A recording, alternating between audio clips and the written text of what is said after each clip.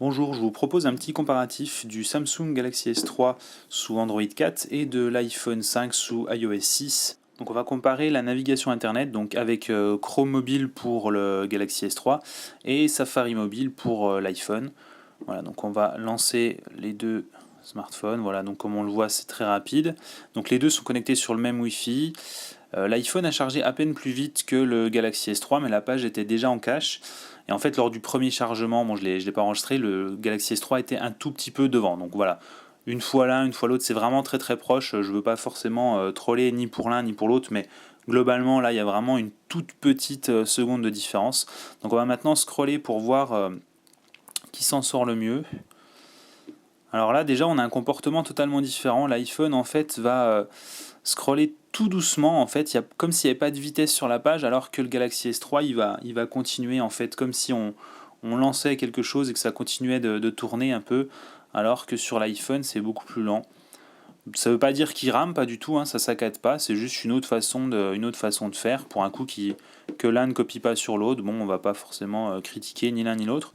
Du coup, le Galaxy S3 est plus agréable si vous voulez surfer, enfin si vous voulez défiler rapidement. Et l'iPhone est peut-être plus précis si vous voulez défiler lentement. Voilà. Ensuite, on a bien sûr la différence de taille des écrans qui fait que c'est beaucoup plus pardon, je fais le focus, voilà, qui fait que c'est beaucoup plus agréable à lire sur le Galaxy S3, mais évidemment il est plus encombrant dans la poche, donc on ne peut pas non plus tout avoir. Voilà. Ensuite, un double tap sur chacun zoom automatiquement, donc là-dessus rien à redire. Le Galaxy S3 défile toujours aussi vite, l'iPhone toujours aussi lentement. Ensuite, on va lancer une application, une vidéo YouTube sur les deux. Alors si possible la même, voilà, c'est celle-ci. Voilà, donc sur le Galaxy S3, on a l'application YouTube qui se lance et sur l'iPhone aussi. Voilà, donc là on a automatiquement la vidéo qui se lance sur l'iPhone. Donc ça a commencé bien avant le Galaxy S3, alors que celui-ci est sur le même Wi-Fi. Et là on a la pub en fait. Voilà, donc là il faut ignorer l'annonce. Donc sur ce point-là, victoire de l'iPhone, même si voilà, c'est du YouTube, donc normalement Google devrait s'en sortir très bien, puisque YouTube appartient à Google. Mais voilà, le fait est que sur la même vidéo, l'iPhone a commencé j'ai cliqué en même temps à peu près sur les deux, et donc là le Galaxy S3 non seulement il diffuse une pub, mais en plus il commence bien après, puisque là on est à 4 secondes et ici on est à 44 secondes, donc du coup on a 40 secondes plus vite sur l'iPhone que sur le Galaxy S3. Voilà, donc on va relancer ça, voilà, donc là un clic ici, on se retrouve voilà, de nouveau au même endroit, chacun revient à l'endroit où il était. Ensuite, là, quand j'ouvre des photos, en fait, j'ai ce qu'on appelle un lightbox, donc en fait les petites animations qui font ouvrir en plein écran. Et là-dessus, voilà, les deux prennent du temps, mais le Galaxy S3 s'en sort mieux que l'iPhone. Voilà, qui met un peu de temps. Alors ensuite, c'est toujours un peu compliqué à fermer parce que c'est des fenêtres assez grosses. Voilà, bon là, ça a bien marché sur les deux. Voilà, mais du coup, là-dessus, pour les images, visiblement, victoire du Galaxy S3. Donc je répète, ils sont les deux connectés sur le même Wi-Fi, hein, donc normalement, en temps de chargement, ça devrait être à peu près pareil. Voilà, ensuite, on va charger un site avec pas mal de pubs assez lourd. Voilà, Clubic. Alors, j'en ai pas parlé, mais les deux navigateurs proposent en fait de synchroniser votre historique avec l'historique de votre navigateur desktop, donc Google Chrome et donc Safari pour PC et pour Mac.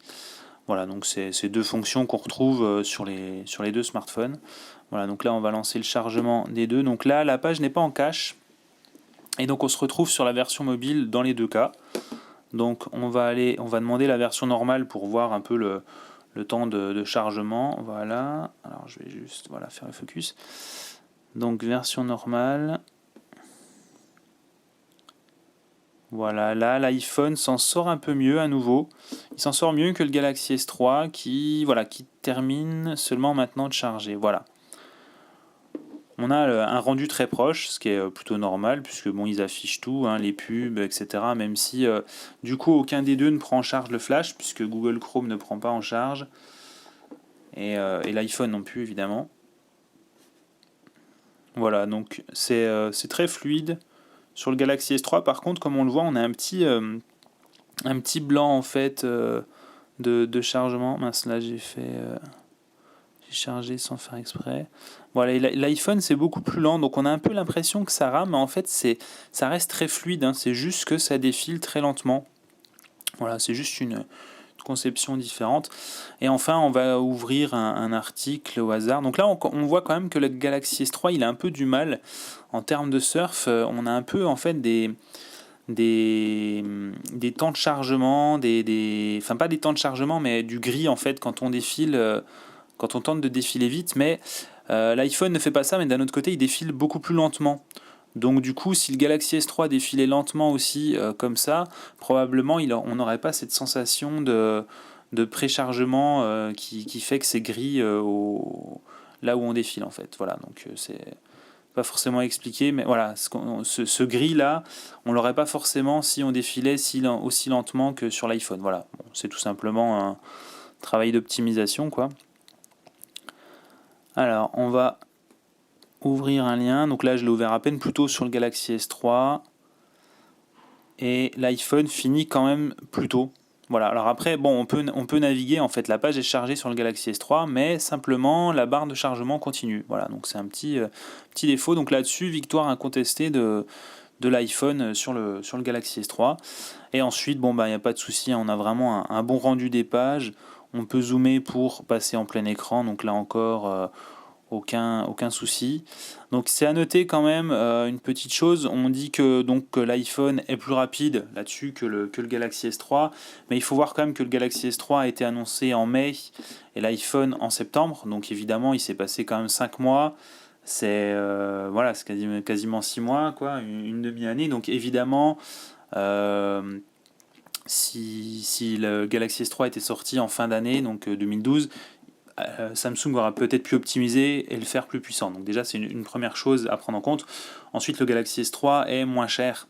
Donc on le trouve à 530, 550 euros, alors que l'iPhone est à 680, 679.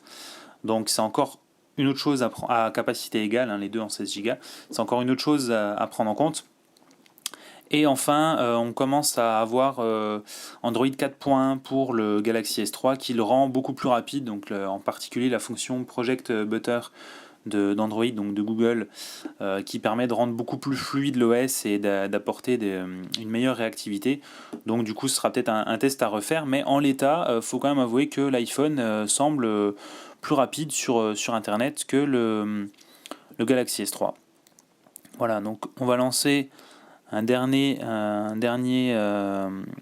petit test qui est donc Sun Spider. Alors juste un petit détail, sur Chrome on a un champ unique pour la recherche et taper l'URL d'un site, alors que sur l'iPhone on a toujours deux champs, donc je trouve ça un peu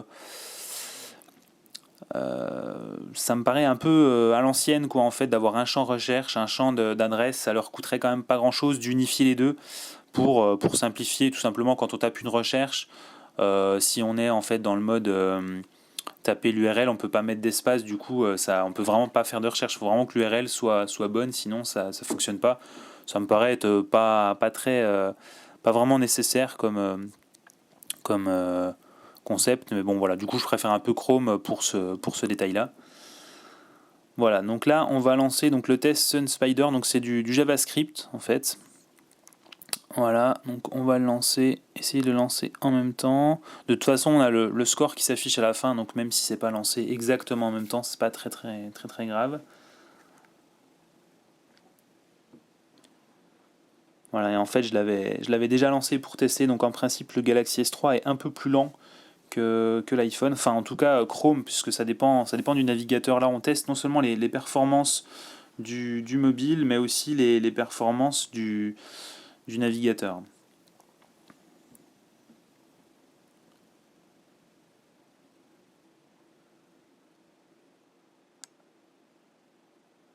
Voilà, donc là l'iPhone a terminé. Et donc on est à 969 millisecondes. Donc plus le score est bas, mieux c'est, puisque c'est des temps de chargement. En fait, on charge divers éléments et on additionne tout le temps que ça a pris. Donc en tout 969 millisecondes. Et donc là, le Galaxy S3 n'a toujours pas terminé.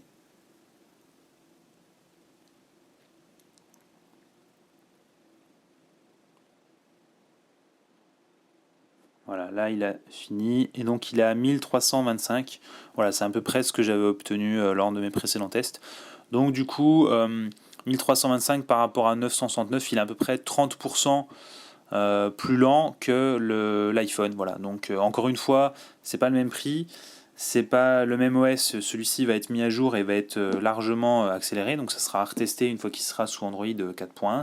Ça devrait arriver dans les jours qui viennent, ça a déjà commencé pour certains smartphones, pas encore le mien, mais bon. Voilà, donc du coup c'est des paramètres à prendre en compte, mais je pense que ça peut déjà vous faire un bon avis des deux, sachant que même si le Galaxy S3 est plus lent que l'iPhone sur le surf internet, ça reste quand même clairement très très agréable. Voilà, ça reste fluide, on n'a pas eu de saccade. Pourtant, j'ai testé 2 sites très lourds avec du flash, beaucoup d'images, des pages de plusieurs mégas. Ça reste quand même très fluide, voilà. Donc du coup, les deux restent agréables. Mais il faut quand même avouer que l'iPhone est un peu plus rapide pour l'instant, à ce jour, que le Galaxy S3. Voilà. Donc merci de m'avoir suivi pour cette petite comparaison.